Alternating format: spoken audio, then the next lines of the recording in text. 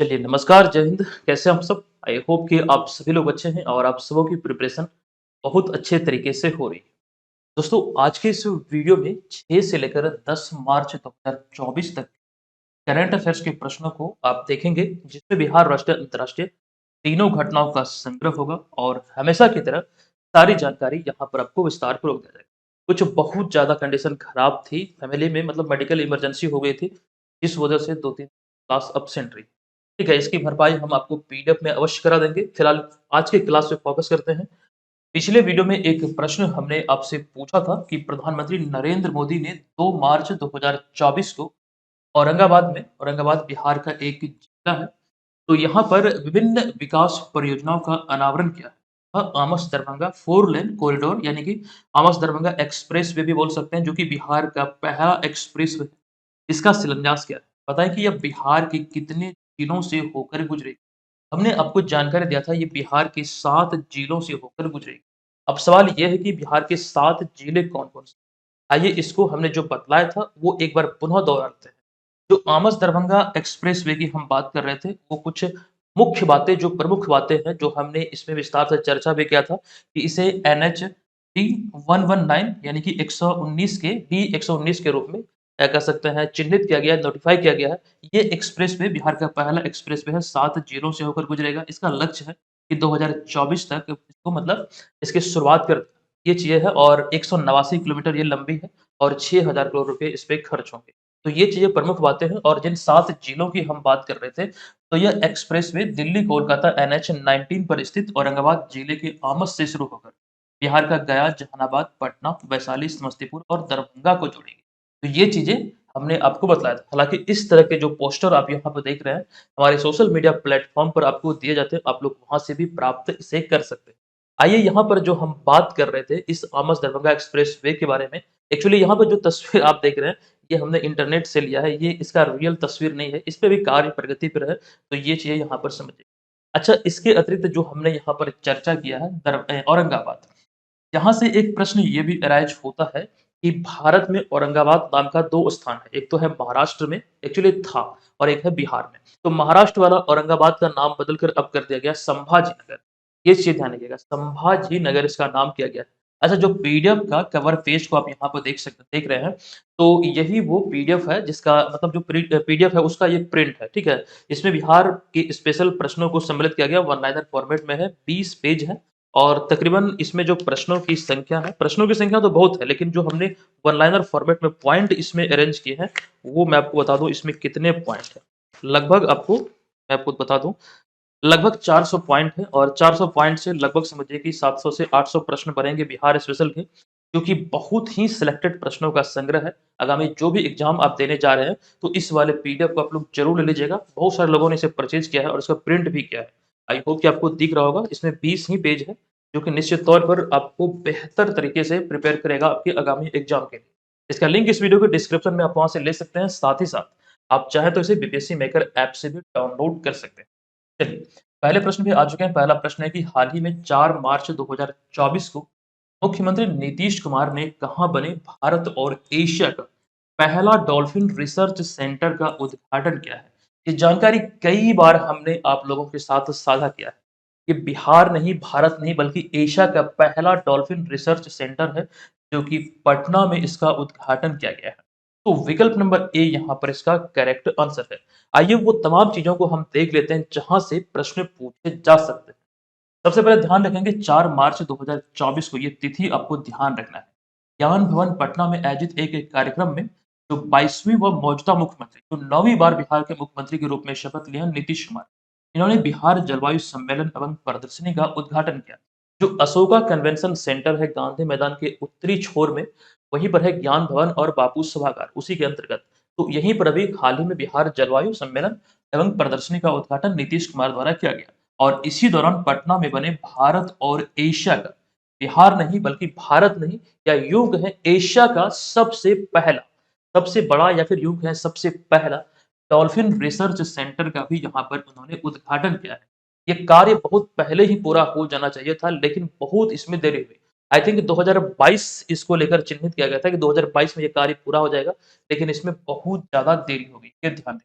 देखिए, यहाँ पर डॉल्फ़िन को लेकर कुछ चीज़ें हमने लिखा है कि पटना राष्ट्रीय डॉल्फ़िन शोध केंद्र मुख्यमंत्री के ड्रीम प्रोजेक्ट में से एक है और इस शोध केंद्र में या फिर इस शोध संस्थान में डॉल्फ़िन के साथ-साथ जलीय जीव की शोध किया जाएगा।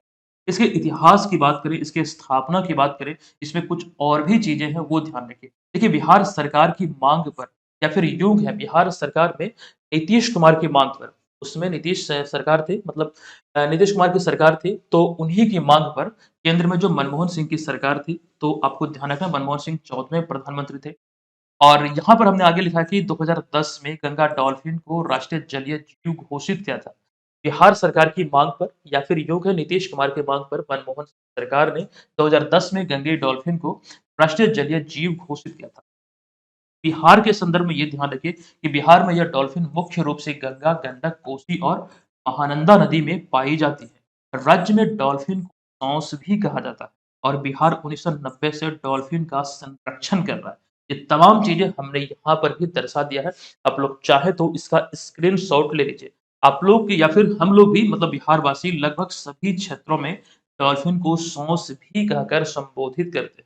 ठीक है, बहुत सारे लोगों को कन्फ्यूजन हो जाता है कि सॉस अलग है और डॉल्फिन अलग है। दरअसल वही है, आप यहाँ पर तस्वीर में भी देख सकते हैं। अगर आपके आस-पास, आपके गाँव में, आपके समाज में, आप जिस क्षेत्र में रह रहे हैं, उस क्षेत्र में अगर नदी हो, बाढ़ के सीज़न में आपने इस तरह की चीज़ें देखी होंगी कि मतलब पानी से बाहर आते हैं, फिर डुबकी लगाते हैं। तो हमने तो बहुत देखा है सीमांचल क्षेत्र में ख़ास करके, तो ये चीज़ आप लोगों ने भी देखा होगा। चलिए, दूसरा प्रश्न है कि हाल ही में आई एक रिपोर्ट के अनुसार मौजूदा समय में बिहार में एक पुलिस थाना औसतन कितनी आबादी पर है? एक नवीनतम रिपोर्ट आई है। इस रिपोर्ट के आधार पर देखिए प्रश्न हमने क्या लिखा है। रिपोर्ट के अनुसार मौजूदा समय में बिहार में एक पुलिस थाना औसतन कितनी आबादी पर है? कितनी आबादी पर एक पुलिस थाना है? तो 1 लाख की आबादी पर एक पुलिस थाना है। देखिए आंकड़े इसमें इम्पोर्टेंट हो जाते हैं, ध्यान दीजिएगा कि बिहार में 136 नहीं बल्कि 176 पुलिस चौकी के नया थाना बनने के बाद अब बिहार में प्रति लाख यानी कि प्रति 1 लाख की आबादी पर एक पुलिस थाना जो कि पहले 1.17 लाख की आबादी पर तकरीबन मान के चलिए सवा लाख की आबादी पर एक पुलिस थाना हुआ करता था। लेकिन रिसेंटली 176 पुलिस चौकी जो कि कह सकते हैं थाना में तब्दील हुआ है, उसके बाद अगर देखें तो प्रति 1 लाख की आबादी पर एक पुलिस थाना है बिहार में। देखिए यहाँ पर ये आंकड़ों को आप ध्यान दीजिएगा। नवीनतम रिपोर्ट के अनुसार राज्य में थानों की देखिए राज्यों में यहाँ पर आप लिख सकते हैं राज्यों में थानों की संख्या ठीक है? तो इसमें देखिए बिहार की बात करें तो मौजूदा समय में बिहार में 1212 पुलिस थाना है, उत्तर प्रदेश में 1526 है। यहाँ पे हम बिहार और बिहार के पड़ोसी राज्यों की बात किया है। झारखंड में 606, पश्चिम बंगाल में 444। तो ये ध्यान रखिएगा नवीनतम रिपोर्ट के आधार पर भारत के राज्यों में जो पुलिस थानों की संख्या उसकी चर्चा हमने किया है। अब देखिए, ये तो बात रही है राज्यों के अनुसार, लेकिन राष्ट्रीय स्तर पर बात करें, जो हमने यहाँ पर जानकारी आपको दिया है, तो औसतन 75,000 की आबादी पर एक पुलिस थाना है और वर्तमान में पूरे भारत में कुल 16,671 पुलिस थाना है। तो ये चीज़ें फिलहाल यहाँ से ध्यान रखें। अच्छा, कुछ समय पहले एक रिपोर्ट आई थी, वो रिपोर्ट को लेकर हमने जानकारी दिया था कि सर्वाधिक महिला पुलिसकर्मी जो है, वो बिहार में है। आपको याद होगा, टाटा ट्रस्ट की आई थिंक एक रिपोर्ट थी, जिसमें इस बात का खुलासा किया गया था। अच्छा बिहार पुलिस की बात हो रही है, तो एक जानकारी ये भी ध्यान रखिए अभी हाल ही में जो 75वाँ गणतंत्र दिवस मनाया गया है, जिस पर कि जो कह सकते हैं गणतंत्र दिवस के अवसर पर जो परेड जो आयोजित होता है उसमें मुख्य अतिथि फ्रांस के राष्ट्रपति इमैनुअल मैक्रोन थे और इस अवसर पर जो सम्मानित किए गए हैं मुख्य कह सकते हैं यहाँ पर जो समारोह हुआ था, तो इसमें जो सम्मानित पुलिसकर्मी या फिर जो अधिकारी हैं, इसमें आपको ये समझना है कि बिहार के कितने पुलिसकर्मी या फिर अधिकारी को सम्मानित किया गया है। तो इसी कड़ी में यहाँ पर हमने आपको जानकारी भी दिया था। तो ध्यान रखेंगे कि आपको 75वाँ गणतंत्र दिवस के अवसर पर बिहार पुलिस के 25 अधिकारी व कर्मी को सम्मानित किया गया। देखिए गैलेंट्री पुलिस मेडल से 6 को सम्मानित किया गया और विशिष्ट सेवा के लिए 2 को और इसके अतिरिक्त सराहनीय सेवा के लिए पुलिस पदक जो मिला है, ये 17 को मिला है। कंप्लीट सूची यहाँ पर भी आप देख सकते हैं 6, 2, 8 और उसके बाद यहाँ पर हो गया कितना 17 तो 17 और 8 हो गया 25 यानी कि 25 तो 25 अधिकारी व कर्मी जो कि बिहार पुलिस से संबंधित है उनको सम्मानित किया गया है। ये चीज़ें हमने आपको बतलाया था, ध्यान होगा आपको, ये सब चीज़ें ध्यान रखिएगा। चलिए यहाँ पर हमारा आज का तीसरा प्रश्न है कि कौन-सा यूरोपीय देश हाल ही में उत्तरी अटलांटिक संधि संगठन यानी कि नाटो का 32वां सदस्य बनेगा?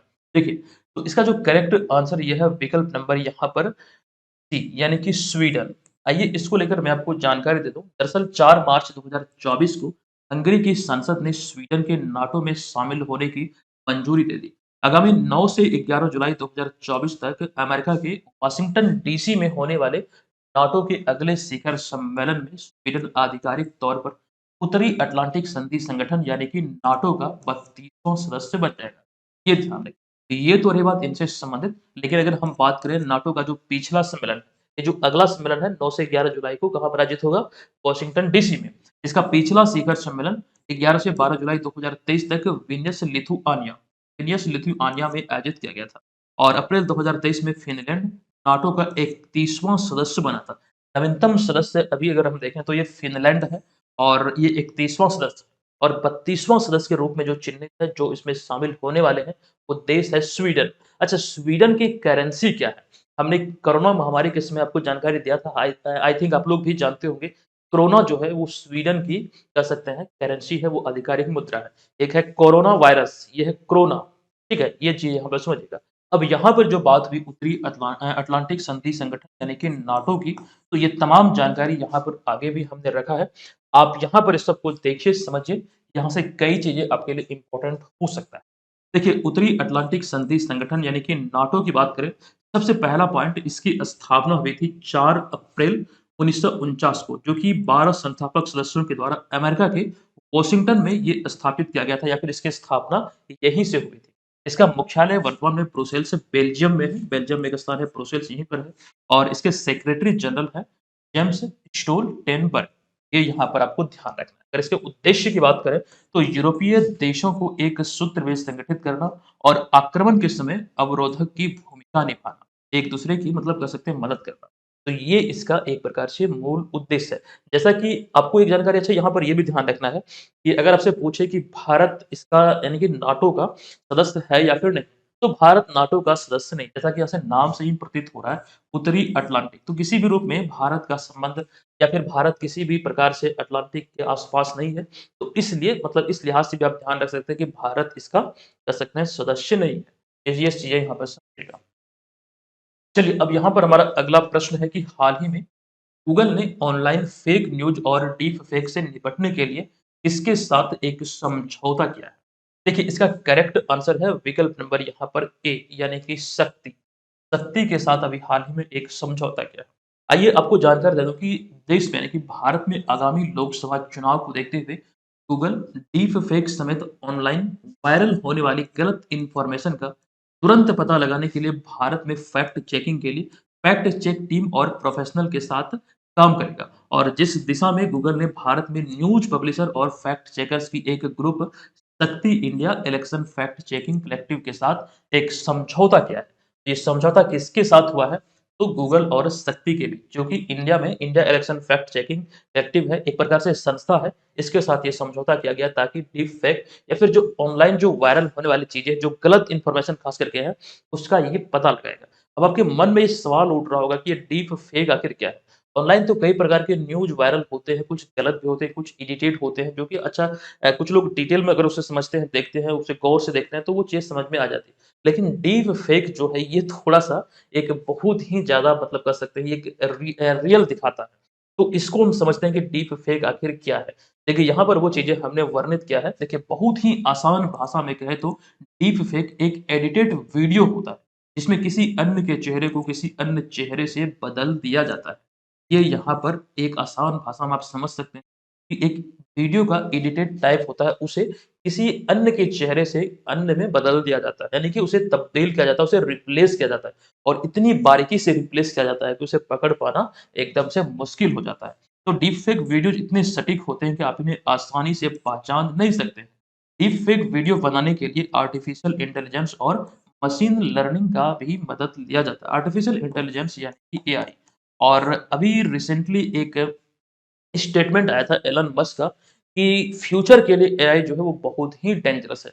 अब ये किस प्रकार डेंजरस साबित होगा आगामी दिनों में, आगामी वर्षों में, तो वो तो समय ही बताएगा। हालाँकि यहाँ पर एक बात ये भी समझना है कि सरकार इस पर ध्यान दी है। हो सकता है कि इसको लेकर जल्द ही कोई कानून आए। एक स आपको जानकारी दे दूँ, कुछ समय पहले रश्मिका मंदाना जो कि एक्ट्रेस है, आप यहाँ पर तस्वीर में देख सकते हैं, रश्मिका मंदाना की जो डीप फेक के माध्यम से एक वीडियो जनरेट की गई थी। ये चीज़ें आपने इंस्टाग्राम या फिर न्यूज़ वगैरह पे कहीं पर ज़रूर देखा होगा। ठीक है? ये एक अच्छा उदाहरण है जिसके बाद से ये चीज़ें बहुत ज़्यादा खबरों में आई थी, डीप फेक वीडियोज़। तो ये चीज़ें आप यहाँ से समझिए। चलिए आगे चलते हैं अगले प्रश्न पे। ये प्रश्न है कि निम्नलिखित में से कहाँ के प्रसिद्ध पारंपरिक हस्तशिल्प कला कटक रूपा तारकासी यानी कि सिल्वर फिलिग्री को जीआई टैग का दर्जा मिला है। देखिए इसका जो करेक्ट आंसर है सिल्वर फिलिग्री या फिर योग है कटक रूपा तारकासी। ये संबंधित है कटक उड़ीसा से, जैसा कि ये नाम से भी यहाँ। तो विकल्प नंबर सी यहाँ पर इसका करेक्ट आंसर है।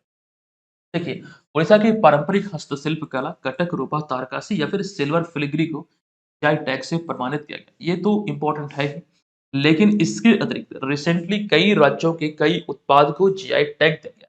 यहाँ पर देख लेते हैं पश्चिम बंगाल के कपास के बने बांग्लार मलमल, मध्य प्रदेश के रतलाम जिले के रियावन गांव के नाम पर रखी गई रतलाम रियावन लहसुन, जो कि लहसुन का एक टाइप है, इसको जीआई टैग दिया गया। ये सभी रिसेंटली जो दिए गए उसकी बात यहाँ पर हम कर रहे हैं। त्रिपुरा के आदिवासी समुदाय के हाथों से बने कपड़े रीसा को जीआई टैग दिया गया। हैदराबाद लाख चूड़ियां, असम का माजुली मास्क और असम माजुली पांडुलिपि पेंटिंग आदि को अभी रिसेंटली जीआई टैग से सम्मानित किया गया। ये सूची आप यहाँ से ध्यान रखिएगा, इसमें अपडेट होते रहते हैं चीजें, नई-नई चीजें शामिल होते रहते हैं जो कि एग्जाम में प्रश्न के रूप में आपसे पूछे जाते हैं। देखिए जीआई टैग को लेकर हमने कई बार आपको जानकारी दिया है कि जीआई टैग रजिस्ट्री का जो मुख्यालय है वो चेन्नई में है, जो तमिलनाडु की राजधानी है। और जीआई टैग जो दिया जाता है वो 10 वर्षों की अवधि के लिए दिया जाता है। ठीक है, वो चीज़ हमने यहाँ पे लिखा है कि बिहार को आखिरी बार यानी कि पिछले साल अप्रैल 2023 में मरचा चावल बिहार का जो उत्पाद है, कृषि कैटेगरी में ये छठा उत्पाद है, जिसे कि जीआई टैग मिला है। और ये पश्चिमी चंपारण एक जिला है जो कि क्षेत्रफल के दृष्टिकोण से बिहार का सबसे बड़ा जिला है। यहाँ पर एक प्रखंड है चनपटिया प्रखंड, जिसको जीआई टैग दिया गया मरचा चावल के लिए। अच्छा, बिहार के जिस भी उत्पाद को जीआई टैग दिया गया वो चीज़ें यहाँ पर सम्मिलित है। अब तक 3 कैटेगरी में बिहार को जीआई टैग मिला, एक खाद्य पदार्थ कैटेगरी, एक हस्तकला कैटेगरी और एक कृषि कैटेगरी। कृषि कैटेगरी में ये छठा उत्पाद रिसेंटली जो दिया गया 2023 में, यह मरचा चावल, इससे पहले मिथिला मखाना को दिया गया। कंप्लीट ये ध्यान रखिए, ऊपर एक वीडियो का लिंक आ रहा होगा। इस वीडियो को अगर आप देख लेंगे तो जीआई टैग को लेकर सारी इन्फॉर्मेशन बिहार से संबंधित आपको मिल जाएगा। या फिर आप चाहें तो इस वीडियो को चैनल पर जाइए, प्लेलिस्ट में जाइए, वहाँ पर टॉपिक स्टडी नाम का एक सेक्शन होगा, एक प्लेलिस्ट होगा, उस पर क्लिक करके जीआई टैग या फिर अन्य टॉपिक से संबंधित वीडियोज़ को आप वहाँ पर देख सकते हैं। बिहार बजट और भी तमाम चीज़ें जो इम्पोर्टेंट होती है, टॉपिक वाइज़ चीज़ें आपको बताते हैं। आप वहाँ से इसे देख सकते हैं।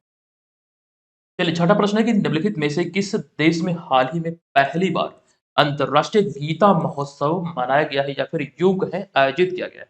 तो इसका करेक्ट आंसर है विकल्प नंबर डी, यानी कि श्रीलंका में भी हाल ही में ये अंतर्राष्ट्रीय गीता महोत्सव आयोजित किया गया। और ये कब आयोजित किया गया? तो 1 से 3 मार्च 2024 को। इसका आयोजन कोलंबो की एलम पोकुना थिएटर में किया गया। यहाँ पर श्रीलंका में अगर हम बात करें, भारत के उच्चायुक्त हैं संतोष झा, इन्होंने इसमें कह सकते हैं महोत्सव में संबोधित भी किया था। तो इसीलिए हमने यहाँ पर एक अलग से पॉइंट जोड़ दिया। भारत के उच्चायुक्त यहाँ पर है संतोष झा, जो कि ये महोत्सव को संबोधित भी किए थे। अगला पॉइंट हम यहाँ पर आपको बता दें कि अंतर्राष्ट्रीय गीता महोत्सव के बारे में कि वर्ष 2016 में पहली बार अंतर्राष्ट्रीय स्तर पर गीता महोत्सव मॉरिशस में मनाया गया था। जिसके बाद अब तक कनाडा, इंग्लैंड, ऑस्ट्रेलिया आदि बड़े-बड़े देशों में भी इसका आयोजन किया जाता है। पहली बार अंतर्राष्ट्रीय स्तर पर जो आयोजित हुआ था, ये वाला पॉइंट बहुत इंपॉर्टेंट है क्योंकि ये खबरों में है, तो ये ध्यान रखिएगा, पहली बार ये आयोजित हुआ था मॉरिशस में। अभी वर्तमान में मॉरिशस के साथ भारत का जो संबंध है उतना अच्छा नहीं है। कुछ चीज़ें आप लोगों ने न्यूज़ के माध्यम से भी रिसेंटली 1 महीने पहले भी देखा होगा, ठीक है? बहुत ज़्यादा वायरल भी हुई थी। देखिए, अंतर्राष्ट्रीय गीता महोत्सव को लेकर एक बात ये ध्यान रखिएगा, ये वाले पॉइंट को पहले देख लीजिए कि हरियाणा की ये पहल है, अंतर्राष्ट्रीय गीता महोत्सव हरियाणा की सरकार की एक पहल है। ये सामान्य रूप से हर साल हरियाणा के कुरुक्षेत्र में आयोजित किया जाता है। साल 1989 में कुरुक्षेत्र विकास बोर्ड ने इसे जिला स्तरीय उत्सव के रूप में घोषित किया था या फिर इसके रूप में ये शुरू किया था। अब ये कुरुक्षेत्र वही स्थान है जहाँ पर महाभारत का युद्ध हुआ था और यही स्थान पर आपको बता दें कि भगवान श्री कृष्ण जो कह सकते हैं जो महाभारत में जो चीज़ें वर्णित है, जो हमारे ग्रंथ हैं सनातन धर्म के, उसमें ये बातें कहा गया, उसमें लिखा गया है महाभारत में, जैसे कि जय संहिता पहले कहा जाता था। उसमें ये वर्णित है कि श्री कृष्ण ने अर्जुन को जो उपदेश दिया था रणभूमि में, वो स्थान कुरुक्षेत्र, यहीं पर ये लड़ाई हुई थी, महाभारत हुई थी। तो उसी चीज़ को वही गीता कहलाएगी। मतलब जो उपदेश दिया, जो संवाद हुआ है, वही गीता कहलाया। तो इसी को नाम दिया गया गीता महोत्सव। आई होप कि आप लोग अच्छी तरीके से इसको जानते भी होंगे, ठीक है? चलिए, अब चलते हैं हम यहाँ पर अगले प्रश्न पे। अगर आपको लगे कि इससे आपकी हेल्प हो रही है, तो 2 सेकंड निकाल के आप लोग वीडियोज़ को लाइक कीजिए, शेयर कीजिए, अपने स्टडी रिलेटेड ग्रुप्स में कमेंट कीजिए, आपको ये वीडियो कैसा लगता है। आज के इस वीडियो का टारगेट हम आपको दे रहे हैं 700 लाइक का। अभी तक किसी भी वीडियो में आप लोग 1000 लाइक का आंकड़ा नहीं पूरा कर पाए, पता नहीं क्यों? इतना अच्छा कंटेंट देने के बावजूद भी आप लोग लाइक नहीं करते। तो आज मैं आपको महज़ 700 लाइक का टारगेट दे रहा हूँ। आशा है कि आप लोग इसको पूरा करेंगे और जिस प्रकार से चीज़ें हम आपको दे रहे हैं, इसमें अगर कोई कमी आपको नज़र आती है, तो हमें ज़रूर बताइएगा। अच्छा, बहुत लोग शिकायत कर रहे थे कि सर पीडीएफ नहीं मिल रहा है हमें। एप्लीकेशन को आप लोग अपडेट कीजिएगा, सारी चीज़ें आपके एप्लीकेशन में है, वहाँ पर उपलब्ध है। अगर नहीं मिल पा रहा है, खोजने में दिक्कत हो रही है, तो हमें बताइएगा। अच्छा, जनवरी वाला जो करंट अफेयर्स का पीडीएफ है, जो बीता जनवरी माह, वो तो आपको 3 दिन पहले ही अपडेट कर दिया गया था कोर्स में और फरवरी वाला जो है, वो आपको आई थिंक अभी से 12 घंटे पश्चात या फिर 12 घंटे के अंदर आपको मिल जाएगा। ठीक है? थोड़ा समय दीजिएगा, वो पीडीएफ आपको अपडेट कर दिया जाएगा कोर्स में। अच्छा, एप्लीकेशन बहुत लोगों को शिकायत है कि सर अच्छे तरीके से वर्क नहीं करता है, ढूँढने में हमें बहुत दिक्कत तो इसको हम लोग और भी आसान बना रहे हैं। जल्द ही आपको 5 से 10 दिन या फिर यूँ कहें सप्ताह भर में आपको एक नया अपडेट मिलेगा। एक नए तरीके से चीज़ें आपको बेहतर मिलेगी। ठीक है? चलिए, वीडियो को आप लोग लाइक ज़रूर कीजिएगा। अब यहाँ पर हम आ चुके हैं 7वें प्रश्न पे। रक्षा मंत्री राजनाथ सिंह ने 4 मार्च 2024 को नई दिल्ली में डेफ कनेक्ट 2024 का उद्घाटन किया है। बताएँ कि डेफ कनेक्ट 2024 का प्राथमिक उद्देश्य क्या है? देखिए, इसका प्राथमिक उद्देश्य की बात करें तो एक प्रकार से देखा जाए, ये स्वदेशी रक्षा नवाचार को यानी कि इनोवेशंस को प्रोत्साहित करना है। जो स्वदेशी रक्षा इनोवेशन है, उसे प्रोत्साहित करना है, इसका एक मूल उद्देश्य है। तो यही एक्चुअली प्रश्न में पूछा गया था, विकल्प नंबर सी यहाँ पर इसका करेक्ट आंसर होगा। राजनाथ सिंह जो कि रक्षा मंत्री हैं, तो 4 मार्च 2024 को नई दिल्ली के मनेकशा सेंटर में डेफ कनेक्ट 2024 का उद्घाटन किया और इस आयोजन का उद्देश्य की बात करें तो स्वदेशी रक्षा नवाचार को प्रोत्साहित करना इसका उद्देश्य है। तो ये चीज़ें यहाँ पर समझिएगा। चलिए आगे बढ़ेंगे, आपको बता दूँ कि बीपीएससी मेकर ऐप पर टेस्ट सीरीज़ संचालित है। हमारे तमाम नोट्स आपको इस कोर्स में मिल रहे हैं। जो भी नोट्स चाहिए आपको इस कोर्स में मिल जाएगा। यहाँ पर वो तमाम चीज़ें आप देख सकते हैं। इसमें ऑफर था 9 मार्च 2024 तक। इसे इंक्रीज़ किया गया, बढ़ाया गया है, इसे कर दिया गया एक्सटेंड करते हुए 11 मार्च 2024। अब भी आपके पास समय है, तो आप लोग ये प्रोमो कोड बीएमटीएस का प्रयोग करके इस कोर्स को ले सकते हैं। निश्चित तौर पर आप हमारे तमाम मटेरियल का यहाँ से भरपूर लाभ उठा पाएँगे। जो भी मटेरियल आपको चाहिए, हमारे जो भी चीज़ें हम आपको दे रहे हैं, सिलेबस आधारित notes, Bihar current affairs, Bihar GK या फिर और भी जो चीज़ें आपको यहाँ पर मिल रही है, test series, sectional test, previous year paper, कुछ चीज़ें आपको इसी में मिलेंगी। अलग से कोई कोर्स लेने की आवश्यकता नहीं है। ये आपके बिहार के प्रतियोगी परीक्षाओं के लिए बेहतर होगी। चलिए अगला 8वां प्रश्न है कि हाल ही में 4 मार्च 2024 को कौन-सा दिवस मनाया गया है? देखिए 4 मार्च 2024 को देखें तो राष्ट्रीय सुरक्षा दिवस, विश्व टेनिस दिवस और विश्व मोटापा दिवस। ये तीनों मनाया गया है, तो उपयुक्त तीनों विकल्प यहाँ पर सही होगा। ठीक है? तो विकल्प नंबर डी करेक्ट है। आइए आपको बता दूँ कि 4 मार्च को हर साल 4 मार्च को राष्ट्रीय सुरक्षा दिवस मनाया जाता है। 4 मार्च 1966 को स्थापित भारत की राष्ट्रीय सुरक्षा परिषद ने 1972 में राष्ट्रीय सुरक्षा दिवस मनाने की शुरुआत की थी। ये यहाँ पर ध्यान रखें, 4 मार्च 1966 को ये स्थापित हुआ था और इसे मनाने की जो शुरुआत हुई थी, ये हुई थी 1972 में। 2024 को लेकर जो इसका निर्धारित थीम है, ये safety, leadership for ESG excellence. ESG का जो अर्थ होता है एनवायरमेंटल, सोशल एंड गवर्नेंस, ये इसका पूरा नाम है। इस पर हमने, ताकि आपको कन्फ्यूजन ना हो, यहाँ पर हमने अलग से इसे इंडिकेट कर दिया। चलिए आगे हम बात कर रहे थे विश्व टेनिस दिवस की। इसके अतिरिक्त 4 मार्च 2024 को विश्व टेनिस दिवस भी मनाया गया है। अच्छा, इस दिवस में एक चीज़ ये ध्यान रखें, ये फिक्स नहीं है कि 4 मार्च को ही मनाया जाएगा। इसमें आगे पॉइंट को देखिए, ये समझ लीजिए। यह दिवस हर साल मार्च के पहले सोमवार को माना जाता है और जो मार्च का पहला सोमवार पड़ा है 2024 में, ये 4 मार्च को पड़ा है, तो इसलिए मनाया गया है। देखिए 4 मार्च 2013 को पहला विश्व टेनिस दिवस अंतर्राष्ट्रीय टेनिस महासंघ ने आयोजित किया था। कब? तो 4 मार्च 2013। नेक्स्ट पॉइंट है कि साथ ही 4 मार्च को विश्व मोटापा दिवस भी मनाया जाता है और इस वर्ष 2024 में इसकी थीम है, आइए मोटापे के बारे में बात करें और डैश डैश डैश। और ये मतलब इसमें बातें करें, ये इसका निर्धारित थीम। आइए मोटापा के बारे में बातें करें और ये इसका निर्धारित थीम है। तो दिवस को लेकर भी चीज़ें ध्यान आपको रखना है। चलिए अगला प्रश्न है कि हाल ही में खबरों में रहा समुद्री स्लग की नई प्रजाति किस राज्य के समुद्र तट पर खोजा गया है? देखिए ये बहुत ज़्यादा खबरों में है। अच्छा, कुछ चीज़ें 1-2 पॉइंट मैं आपको बताऊँगा इसमें अतिरिक्त है, जो कि बहुत ही इम्पोर्टेंट होंगे। देखिए, पहले तो ये ध्यान रखिए इसका जो राइट आंसर ये है पश्चिम बंगाल का तट और उड़ीसा का तट। अतः विकल्प नंबर ए और बी दोनों यहाँ पर करेक्ट है। तो फाइनल आंसर होगा हमारा विकल्प नंबर डी। देखिए, भारतीय प्राणी सर्वेक्षण अर्थात जेडएसआई के शोधकर्ताओं ने हाल ही में उड़ीसा और पश्चिम बंगाल के तट से हेड सील्ड समुद्री शलभ की एक नई प्रजाति की खोज की और इस नई समुद्री प्रजाति का नाम भारत की 15वीं वो मौजूदा राष्ट्रपति द्रौपदी मुर्मू के नाम पर रखा गया। अब ये नाम क्या रखा गया है, ध्यान रखिएगा। मेला नोक्लामिस द्रौपदी, मेला नोक्लामिस द्रौपदी ये नाम रखा गया है मौजूदा जो राष्ट्रपति हैं भारत की उनके नाम पर। देखिए, मेलानोक्लामिस जीनस से संबंधित इस प्रजाति की खोज पश्चिम बंगाल के तट, अब ये तट का नाम आपको ध्यान रखना है। पश्चिम बंगाल का दीघा तट और उड़ीसा के उदयपुर तट से की गई है। ये प्रॉपर स्थान, प्रॉपर तट जो है वो ध्यान रखना है। यहाँ तो एक्चुअली हमने राज्य पूछा था, आपको वो जगह भी ध्यान रखना है। अच्छा, ये हेड सील्ड समुद्री स्लग क्या होता है? ये भी आपके मन में सवाल उठ रहा होगा। आइए आप इसे कह सकते हैं इमेज के माध्यम से देख लीजिए। तो आप यहाँ पर देख रहे हैं, यही है हेड सील्ड समुद्री स्लग।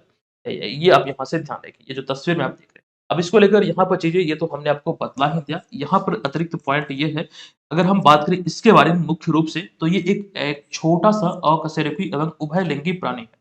और आपको ध्यान रखना है कि भारतीय प्राणी सर्वेक्षण के शोधकर्ताओं के अनुसार हेड सील्ड समुद्री स्लग की यह प्रजाति भारत के अलावा दुनिया में और कहीं भी नहीं पाई जाती है। तो ये चीज़ें ध्यान रखिएगा, जो कह सकते हैं जेडएसआई के शोधकर्ता हैं, उनके अनुसार ये बातें कही गई हैं और यह एक छोटा-सा अकशेरुकी उभयलिंगी प्राणी है। ये यहाँ पर आप समझिएगा। अच्छा, उभयलिंगी क्या होता है? चलिए मैं आज आपको यहाँ पर नहीं बताऊँगा, आप लोग कमेंट कीजिएगा, देखते हैं ये उभयलिंगी के बारे में। जैसे कि एक प्रकार से जानते हैं, मेंढक एक उभयचर प्राणी है, जो कि पानी और ज़मीन दोनों पे रह सकता है। अब ये उभयलिंगी क्या है? देखते हैं कितने लोगों को पता है, कमेंट कीजिएगा और विस्तार में आप लोग इसे ज़रूर लीजिएगा। चलिए, अब यहाँ पर अगला प्रश्न है, हाल ही में लॉन्च की गई Kamala Devi Chattopadhyay the art of freedom नामक किताब के लेखक या फिर लेखिका कौन है? तो इसका जो करेक्ट आंसर है विकल्प नंबर बी हो जाएगा, निको स्लेट। ठीक है, विकल्प नंबर बी यहाँ पर इसका करेक्ट आंसर है। देखिए, हालिया लिखित पुस्तक Kamala Devi Chattopadhyay the art of freedom के लेखक निको स्लेट हैं, जो कि अमेरिकी लेखक हैं। आपको बता दूँ कमला देवी चट्टोपाध्याय के बारे में। अच्छा, ये सबसे पहले यहाँ पर तस्वीर में देख लीजिए, यही है कमला देवी चट्टोपाध्याय। 3 अप्रैल 1903 को इनका जन्म हुआ था, 29 अप्रैल 1988 को इनका निधन हुआ। ये भारतीय समाज सुधारक और स्वतंत्रता सेनानी थे। वह मद्रास निर्वाचन क्षेत्र से चुनाव में खड़ी होने वाली भारत की पहली महिला थी। ये ध्यान रखिएगा, मद्रास निर्वाचन क्षेत्र से चुनाव में खड़ी होनी पहली भारतीय महिला थी, जिसके बाद से चुनाव में महिलाओं की जो भागीदारी है, वो सुनिश्चित हुई, वो प्रशस्त हुई और इसमें महिलाएँ भी बढ़-चढ़ के हिस्सा लेने लगी, यानी कि चुनाव में। ये पहली महिला होने का गौरव इनके नाम है, ये चीज़ें समझिए। देखिए, उन्हें मिले कुछ प्रमुख सम्मान की बात करें, चूँकि ये खबरों में है, तो यहाँ से भी प्रश्न बनेंगे। प्रमुख सम्मान में रेमन मैग्सेसे पुरस्कार 1966 में उन्हें मिला। पद्म भूषण, जो कि भारत का तीसरा सर्वोच्च सम्मान है, ये 1955 में इन्हें सम्मानित किया गया और पद्म विभूषण, जो कि भारत का दूसरा सर्वोच्च सम्मान है, 1987 में इन्हें सम्मानित किया गया। ठीक है, तो अब यहाँ पे देखिए, हम लोग बात कर रहे थे निको स्लेट के बारे में।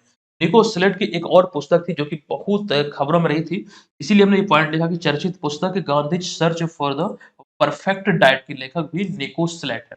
ये चीज़ ध्यान रखिएगा, निको स्लेट एक अमेरिकी लेखक है। चलिए, इस प्रश्न से इतनी जानकारी आपको ध्यान रखना है। अगला प्रश्न है कि निम्नलिखित में से कौन हाल ही में सीमा सुरक्षा बल यानी कि बीएसएफ की पहली महिला स्नाइपर बनी है? बहुत ही इम्पोर्टेंट। इसका राइट आंसर है विकल्प नंबर डी, यानी कि सुमन कुमारी। आप ये ध्यान रखेंगे, बीएसएफ की सब इंस्पेक्टर सुमन कुमारी हाल ही में सीमा सुरक्षा बल की पहली महिला स्नाइपर बनी। उन्होंने हाल ही में इंदौर के central school of weapons and tactics में 8 सप्ताह का स्नाइपर कोर्स भी पूरा किया है।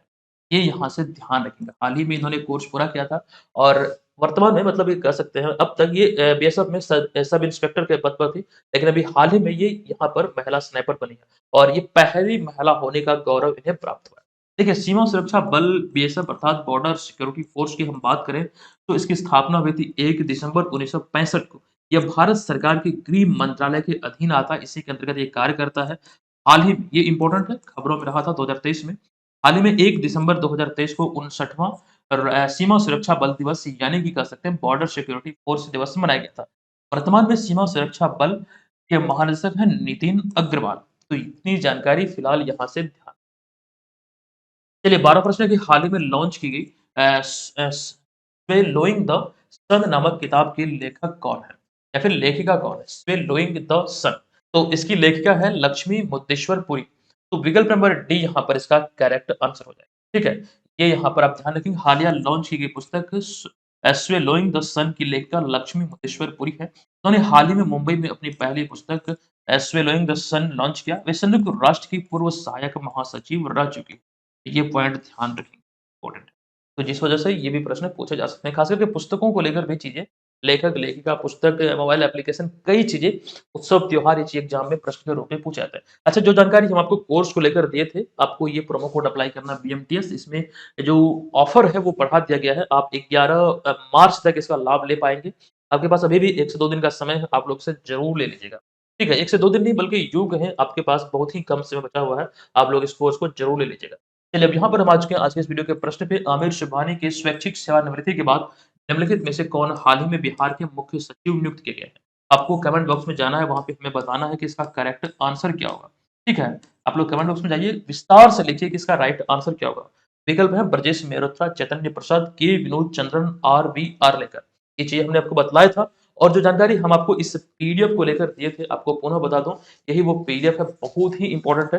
पूरे साल का हमारा मेहनत है, बहुत मेहनत लगी इसे तैयार करने में। ये रोज़ाना बेसिस पर तैयार हुआ है, बहुत ही फ्रेश तरीके से ये नोट्स हैं, तो अच्छी तरीके से चीज़ों को हमने इसमें डाला है। निश्चित तौर पर ये आपको पढ़ना चाहिए, आपको भरपूर फ़ायदा यहाँ से मिल जाएगा। तो दोस्तों आज के इस वीडियो को यहाँ पर हम समाप्त करते हैं और आप लोगों से रिक्वेस्ट है, वीडियो अगर पसंद आए तो वीडियो को लाइक कीजिए, चैनल को सब्सक्राइब कीजिए और वीडियोज़ को अपने दोस्तों के साथ, खास करके जो लोग बिहार के प्रतियोगी परीक्षाओं की तैयारी में लगे हैं, उनके साथ आप ज़रूर इसे शेयर कीजिए। चलिए मिलते हैं नेक्स्ट वीडियो में और आप टारगेट ध्यान रखिएगा, 700 लाइक का हमने आपको टारगेट किया था। आप लोग ज़रूर पूरा कीजिए। चलिए मिलते हैं नेक्स्ट वीडियो में, तब तक के लिए धन्यवाद। जय हिंद।